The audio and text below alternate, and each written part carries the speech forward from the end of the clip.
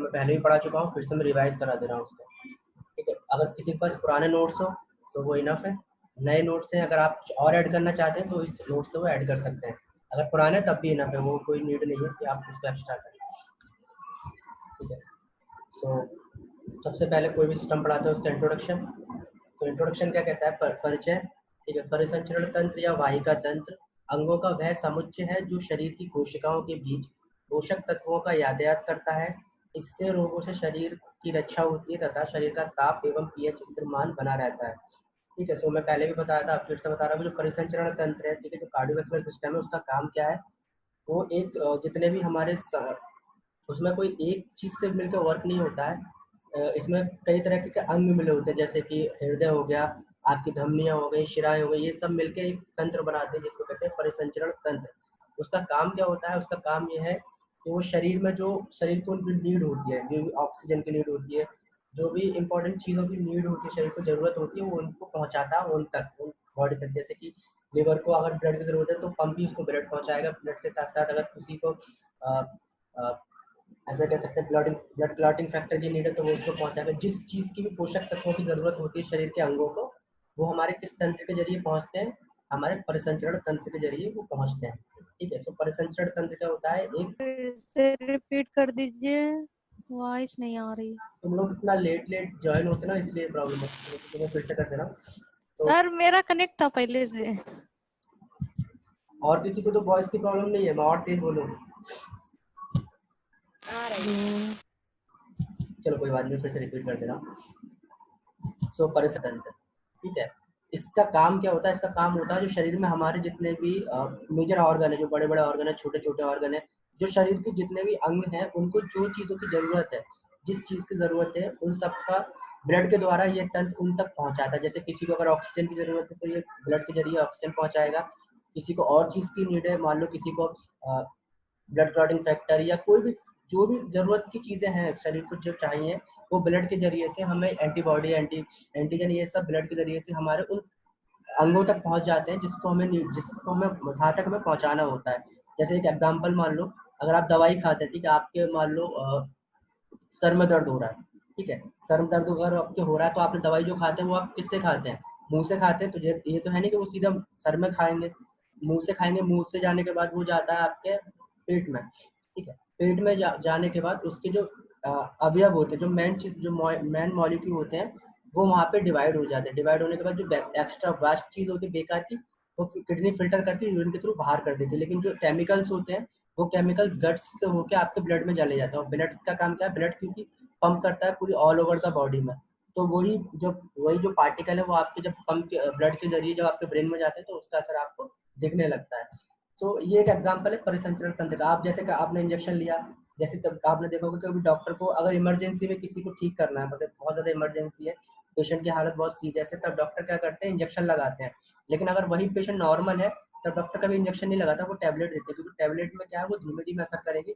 Injection क्या directly blood में जाता है, जो चीज़ डायरेक्टली ब्लड में जाएगी वो काम करना स्टार्ट कर देगा। ठीक है, तो ये सब किसका काम होता है? इस सब का काम, ये सब का काम कौन करता है? ये सब परिसंचरण तंत्र के द्वारा हमारे शरीर में इसका कार्य लिया जाता है।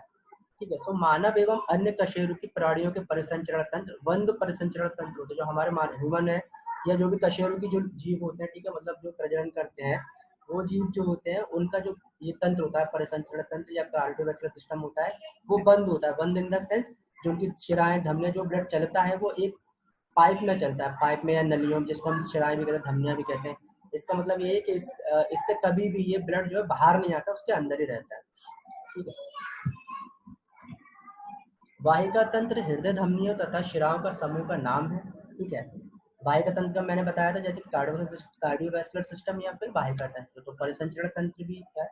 वाहिका तंत्र हृदय धमनियों तथा शिराओं का समूह का नाम है। धमनियों और शिराओं के बीच कोशिकीय कोशिकाओं का विस्तृत समूह भी इसी तंत्र का भाग है। ठीक है, इनके बीच में जो कोशिकाएं रहती हैं, सेल्स रहती हैं, जैसे कि आरबीसी, वाइट डब्ल्यूबीसी, ये सब भी इसी तंत्र के अंतर्गत आती है।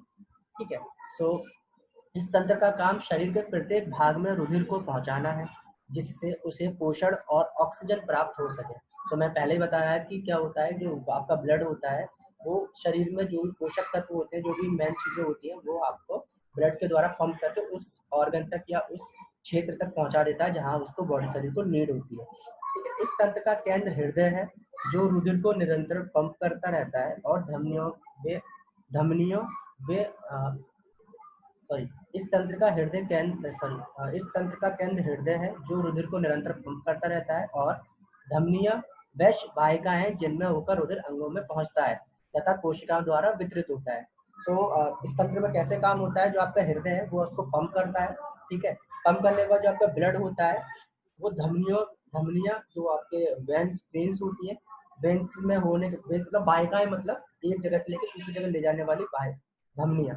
ठीक है, उनसे क्या होता है, जो आपका ब्लड होता है वो हार्ट से होता हुआ वो जहाँ अंगों तक पहुंच जाता है जहाँ पे उसकी जरूरत होती है, फिर वहां जाके वो WBC RBC के फॉर्म में उस ऑर्गन को मिल जाता है जिसमें नीड होती है, जो भी अंग को जिस चीज में नीड होती है वो उसमें मिल जाता है।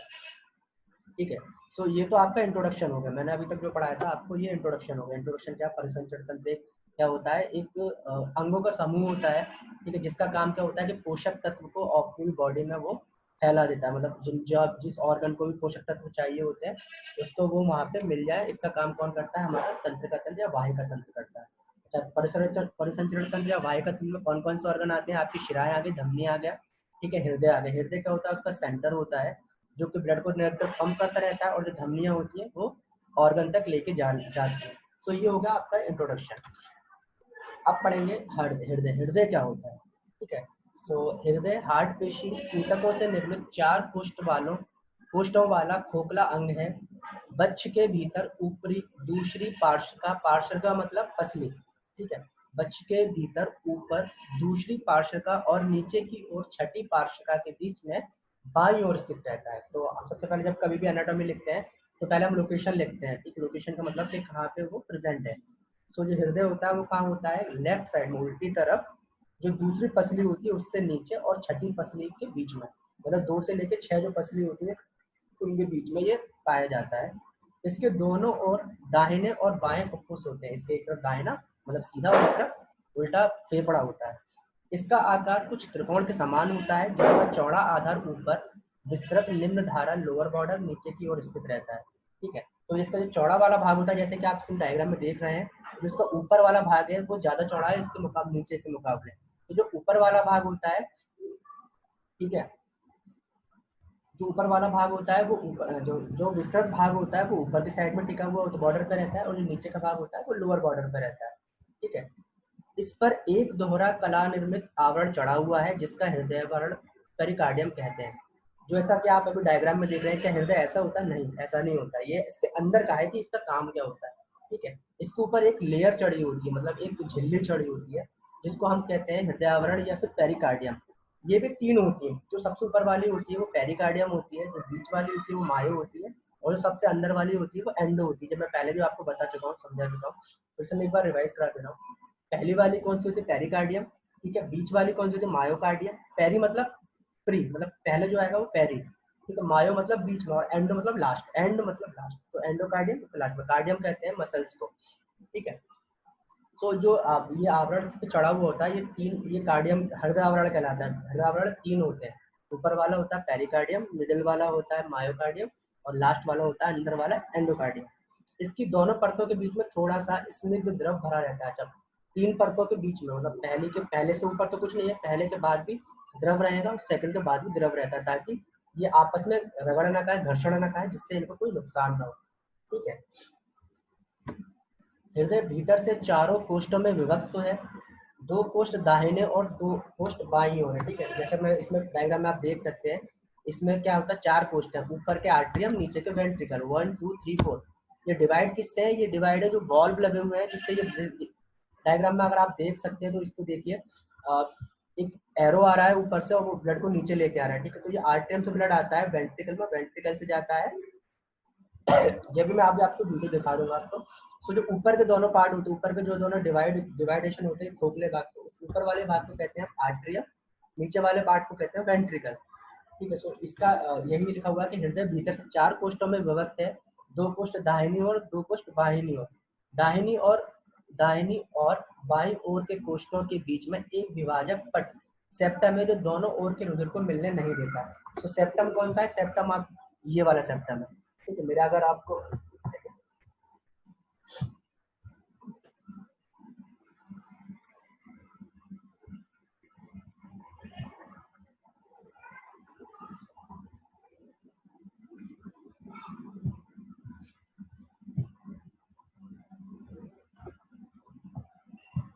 अगर मेरा आपको माउस दिख रहा है तो जो बीच वाला पार्ट है ना, आर्ट्रियम, ठीक है, ये आर्ट्रियम, ये वेंट्रिकल, वेंट्रिकल, दोनों वेंट्रिकल के बीच में ये जो पार्ट है इसको कहते हैं हम सेप्टम। सेप्टम मतलब डिवाइडेशन, जैसे नोज में भी होता है सेप्टम, ऐसे इसमें भी सेप्टम होता है, ठीक है, जो डिवाइड करता है हृदय को दोनों अलग अलग। इससे क्या होता है, इसका एक और भी काम है। इसका काम क्या है, इधर के ब्लड को, ठीक है, ये इधर के ब्लड को इधर नहीं जाने देता है, ठीक है। इसका काम, ये सेप्टम कहते हैं इसको। जैसे अभी इसमें लिखा हुआ है कि दाहिनी और बाईं ओर के कोष्ठों के बीच में एक विभाजक पट सेप्टम होता है, जो दोनों ओर के रुधिर को मिलने नहीं देता है।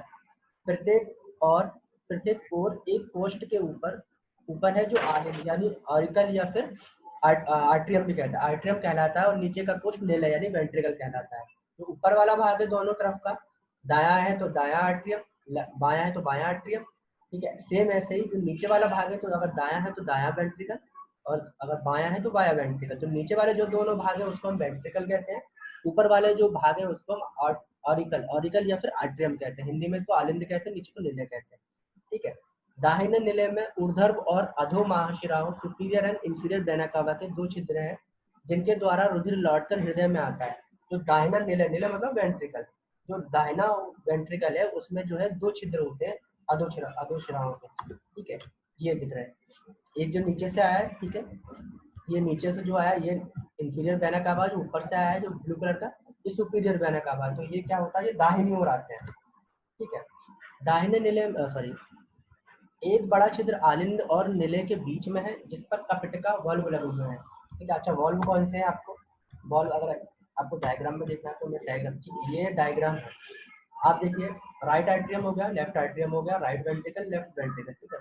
राइट आर्ट्रियम और राइट वेंट्रिकल के बीच में ये जो वॉल्व दिख रहे हैं, ठीक है, ये वॉल्व कपिटका, इसका मतलब क्या है, जब ये ब्लड आता है, जब ब्लड ये संकुचन करता है हृदय, जैसे इधर कर रहा है संकुचन जब करता है तो ये ब्लड खुल जाते हैं, ये जो बॉल होते हैं ये दोनों खुल जाते हैं और ब्लड नीचे आ जाता है।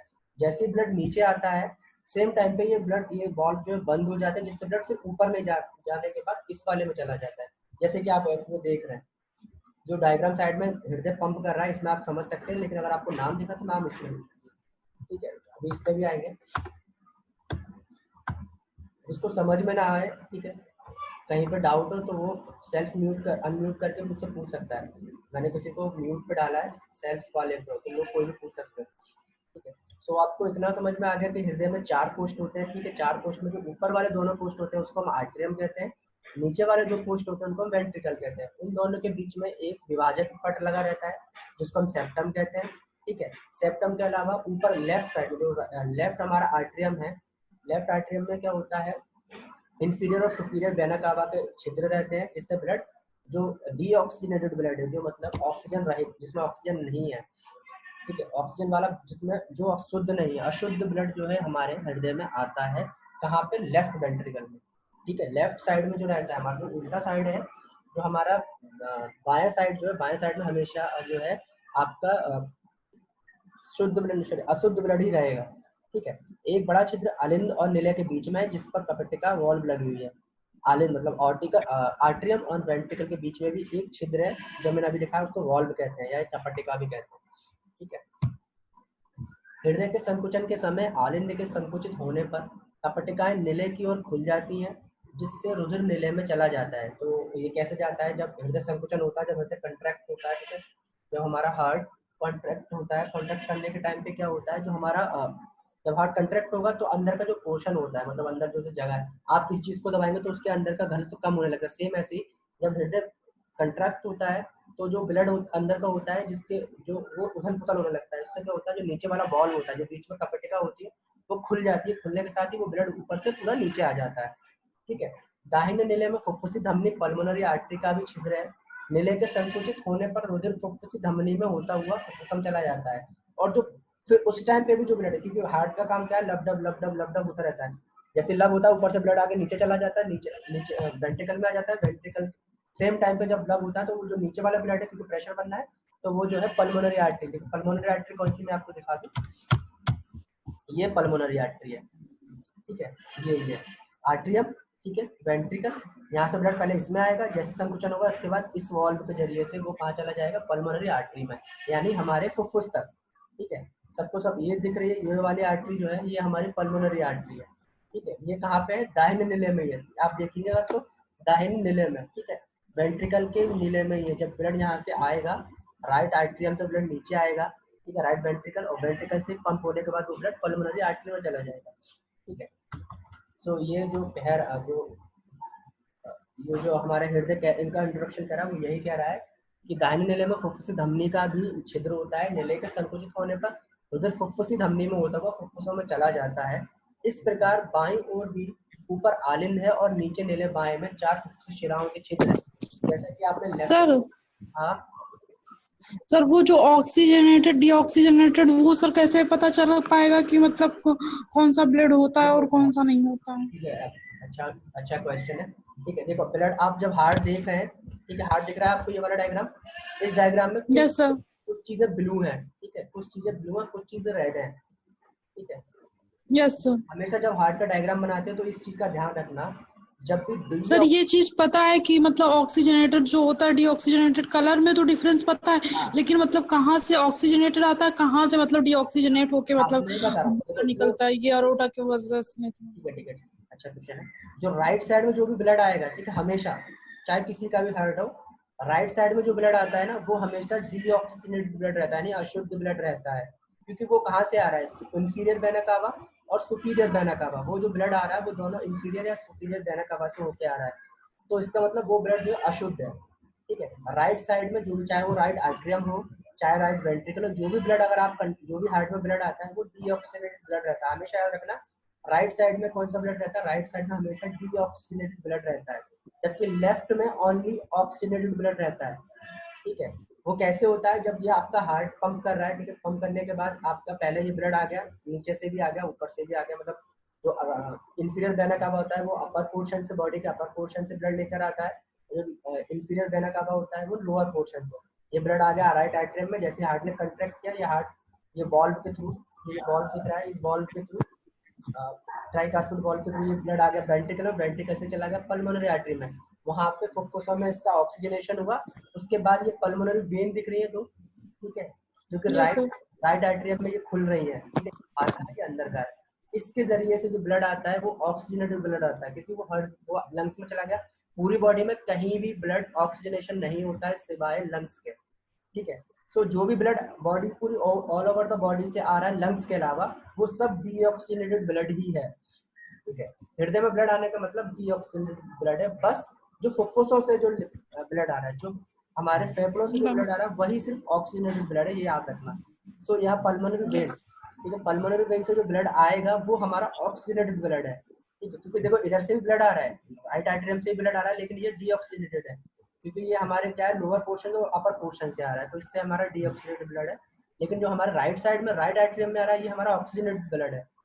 ये राइट आर्टरियम में आएगा, सेम प्रोसेस इसका भी यही है, इसमें भी वाल्व लगा होता है जिसको मिट्रल वाल्व कहते हैं, ठीक है, ये मिट्रल वाल्व या बाइकास्पिड वाल्व भी कहते हैं इसको, बाइकास्पिड, हाँ बाइकास्पिड। मिट्रल वाल्व से ये ब्लड नीचे का वेंट्रिकल में आएगा, सेम जब कंट्रैक्ट होगा तो ये फिर आयोटिक वाल्व के थ्रू आयोटा में जाएगा, और आयोटा में जो 3 ब्रांचें होती है, ये पूरी मतलब ये आयोटा है हमारी महाधमनी, होल बॉडी में आयोटा हमारी महाधमनी होती है, आयोटा से ये पूरे ऑल ओवर द शरीर में जहाँ चाहिए, सिर्फ लंग्स को जोड़ते हैं, ये आयोटा लंग्स से नहीं जुड़ा होता, हमेशा याद रखना, लंग्स से पल्मोनरी वेन्स जुड़ी होती है, पल्मोनरी वेन्स और पल्मोनरी आर्टरी ये लंग्स से जुड़ी होती है, ना कि आयोटा हमारे मेजर जो जितना पूरे ऑल ओवर का बॉडी है उसमें ये आयोटा जुड़ा रहता है, जिससे यदि हमारा जो ऑक्सीजनेटेड ब्लड होता है वो पूरी बॉडी में फैल जाता है, ये मैकेनिज्म है ब्लड सर्कुलेशन का। सो जो इंट्रोडक्शन में हृदय का पढ़ा रहा हूँ वो यही है कि जो राइट साइड में जो भी दोनों नीले और जो पोस्ट है राइट साइड, चाहे वो नीले हो या फिर वो वेंट्रिकल हो, आर्टरी हो या वेंट्रिकल जो भी हो, आर्टरियम हो या वेंट्रिकल हो, इस सब में जो है डीऑक्सीजनेटेड ब्लड रहता है, ठीक है, जबकि राइट जो लेफ्ट साइड है हमारा उसमें हमेशा ऑक्सीजनेटेड ब्लड कैरी करता है, ठीक है। अभी समझ में आ गया? Yes sir. ठीक है, तो उसके बाद क्या होता है, पल्मोनरी वेन्स में वो चला जाता है ब्लड, ठीक है। इस प्रकार बाईं ओर से भी ऊपर आलिंद है, जैसे मैंने बताया था कि बाईं ओर के भी जो आलिंद है ऊपर वाला उसमें भी एक क्षेत्र है जिसको हम पल्मोनरी वेन्स कहते हैं, ठीक है। जिससे क्या होता है, जो ब्लड होता है ऑक्सीजन युक्त ब्लड वो हमारा लौट के फिर से हृदय में आ जाता है, ठीक है। और आलिंद के संकुचन करने पर वह नीले और आलिंद के बीच के छिद्र द्वारा नीले में चला जाता है। तो जैसे ही संकुचन होता है अगेंस्ट वो आलिंद मतलब वो आर्ट्रियम से वो वेंट्रिकल में जाता है, वेंट्रिकल से फिर वो आयोटिक वॉल में होकर पूरी बॉडी में चला जाता है, ठीक है। यहाँ पे भी दो छिद्र होते हैं जैसे मैंने बताया, एक आयोटिक वॉल और एक मिट्रल वॉल, ठीक है। बाएं नीले में महाधमनी आयोटिक है, से रुधिर निकलकर महाधमनी में चला जाता है और अनेक शाखाओं द्वारा सारे शरीर में संचार करके शिराओं द्वारा लौटकर फिर हृदय के दाहिने आलिंद में लौट आता है। उसका काम क्या होता है फिर, जो राइट वो बाएं नीले में जो धमनी है आपके आयोटा, आयोटा का काम क्या है कि जिसमें जितने भी पूरे शरीर में जितनी भी ब्रांच होती है वो वहाँ पे पहुँचा देता है, ठीक है। ऑक्सीजन ब्लड वहाँ पहुँच जाता है और वहाँ से डीऑक्सीजनेटेड ब्लड फिर से अगेन जो है लेफ्ट और राइट साइड में फिर से आ जाता है और फिर से वो इसका पूरी प्रोसेस चलता रहता है, ठीक है। बाई साइड से आपका जो लेफ्ट साइड से जा रहा है वो आपके पूरे ऑल ओवर द बॉडी में जा रहा है और राइट साइड से फिर से वो डीऑक्सीजनेटेड ब्लड हमारी बॉडी में लौट मतलब हमारे हृदय में लौट के आ रहा है। अगेन हृदय क्या करेगा, पंप करेगा, पंप करने के बाद फिर से उसको ऑक्सीजनेट करेगा और फिर से बांट देगा। वो ये प्रोसेस करता रहता है। वो 1 मिनट में लगभग 72 बार वो ये प्रोसेस करता है। यानी अगर आप ओवरऑल निकालें तो 0.8 सेकंड पर एक जो पूरा ये साइकिल है, मतलब डीऑक्सीजनेटेड ब्लड लेके जाना फिर वहां से लेके आना, ये पूरी साइकिल 0.8 सेकंड में होती है, ठीक है। इसको हम कार्डियक साइकिल भी कहते हैं। ये अभी इतना इंपॉर्टेंट नहीं है, पहले समझ लो कि हृदय को होता है लगभग 1 मिनट में 72 बार ये पूरा प्रोसेस करता है। तो सपोज करिए कि आप ये जो आप पढ़ रहे हैं ये तो मैंने बहुत आपको अंदर से पढ़ा दिया कि कितना जल्दी ये पूरा प्रोसेस होता है, ठीक है। सो 0.8 मात्र 0.8 सेकंड में ये पूरा प्रोसेस हो जाता है। हृदय के संकुचन और फैलाव के द्वारा रुधिर पर परिवहन के लिए दबाव बनाया जाता है जिसे हम हृदय के धड़कन द्वारा महसूस करते हैं, ठीक है।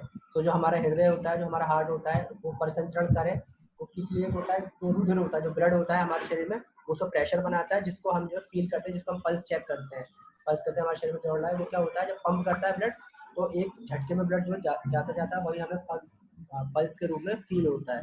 जैसे हम हृदय के धड़कन द्वारा महसूस करते हैं, इसे ही हृदय स्पंदन कहते हैं या फिर पल्स कहते हैं। सामान्य अवस्था में ये 72 बार प्रति मिनट वयस्क मनुष्य में होता है। तो अगर आप ओवरऑल देखें तो एवरेज निकालेंगे तो लगभग 72 बार ये धड़कता है एक बार में। लेकिन अभी नॉर्मल पल्स रेट कितना है, 70 to 80 हम लोग लिखते हैं। लेकिन अगर आप ओवरऑल निकालें ज़्यादातर पेशेंट लेंगे तो उनका कॉमन ये 72 बार यानी 0.8 सेकंड में एक साइकिल पूरी हो जाती है, ठीक है। अब आता है हृदय की कपाटिकाएं, ठीक है। सो जिन लोग ने अभी एक काम कर दो, छोटा सा काम है, जिन लोग ने सबको दिख रहा है पार्टिसिपेंट ओनली 11 ही है, तो इसका फोटो खींच के मुझे सेंड कर देना या फिर रोल नंबर बता देना जो एब्सेंट है उन लोग के, या आप इसका स्क्रीनशॉट लेना या रोल नंबर बता देना, वो कुछ भी करना। यस सर, ओके सर, ठीक है। तो हृदय की कपाटिकाएं, ठीक है। अभी हमने हृदय की बात की, अब हृदय की कपाटिकाएं, ठीक है। तो हृदय की कपाटिका मतलब ये बड़े महत्वपूर्ण संरचनाएं जो रुधिर को केवल एक मार्ग से आकर्षित होने देती है। जो वॉल्व होते हैं आपके, हम इसकी बात कर रहे हैं, ठीक है। ये बहुत महत्वपूर्ण संरचना है जो रुधिर को केवल एक मार्ग से अग्रसर होने देती है, लौटने नहीं देती। इनका काम क्या है, सिर्फ ब्लड जो जाएगा एक मार्ग से ही जाएगा, वापस नहीं आ सकता, क्योंकि ये बनी इस टाइप से होती है कि वो बंद हो जाती है, ठीक है। दाहिने ओर की कपाटिका 3 कौड़ी के समान भागों की बनी होती है। इसे हम त्रिवलन कपाटिका या ट्राइकास्पिड वॉल्व कहते हैं, जबकि बाएं को हम बाइकास्पिड वॉल्व कहते हैं।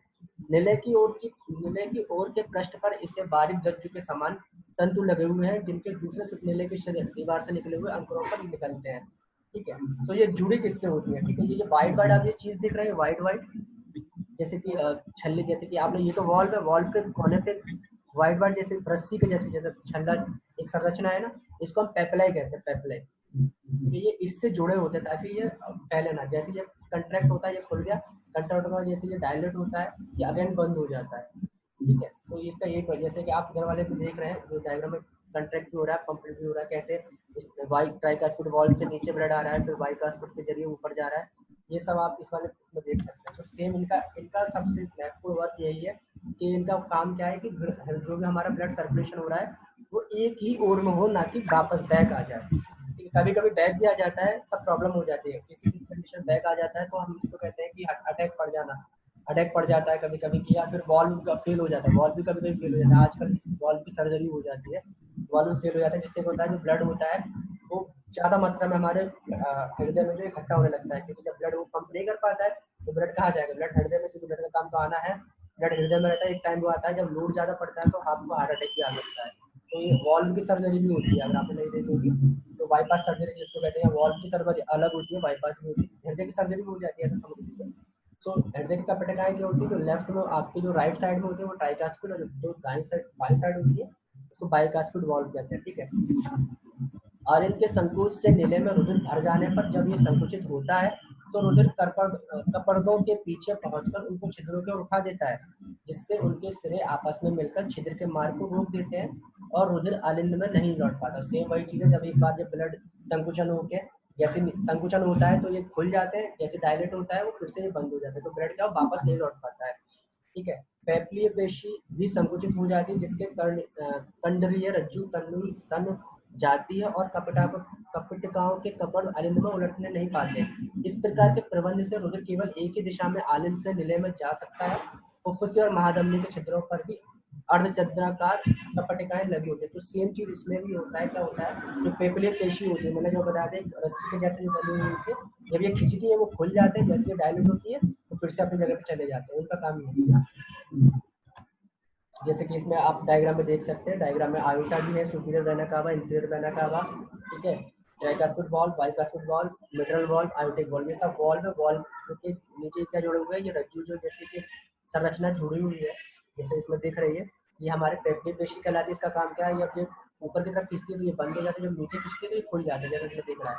आप एक छोटा सा डायग्राम भी देख सकते हैं जो साइड में चल रहा है, इस डायग्राम में भी सेम चीज दिखाई, ब्लड पीएफ ब्लड ऊपर से आ रहा है, ठीक है, ऊपर से आने के साथ जैसे वॉल्व खुला है ट्राइकास्पिड, उसके बाद ये फिर पल्मोनरी वेन्स का भी वॉल्व खुला है, अंदर चले जा रहे हैं।